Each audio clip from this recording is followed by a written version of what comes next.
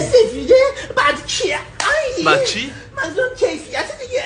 کیفیت چی؟ صدا تو بگو سفارش بده بابا. مصطفی یه محیط ماداگاسکار برام میزنی؟ محیط ماداگاسکار دیگه چه انیما محیط معمولی داریم. تو اینا رو از کجا خوردی؟ من پیش مامان بودم خوردم. مامان کجاست؟ تو مامان داری؟ آره مامانم ماداگاسکار دیگه. چرا؟ هیچی دیگه مردم اینجا تحمل استقامت مامان منو توی خفشو دهنتو ببن بابا. دیگه رفت ماداگاسکار شوهر کرد. البته شوهرش خیلی سال مرده مصطفی. خب چرا موند؟ یه رسم خیلی قشنگی دارن اونا، این که وقتی شوهرت میمیره زن قبیله زن اون شوهر میره دم در میشینه، همه مرد قبیله میان ازش استقبال میکنن. ببند دهنتو حیوان. آره دیگه.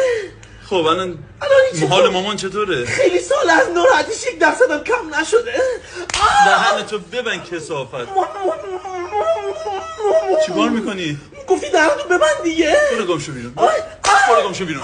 کثافت. مصطفی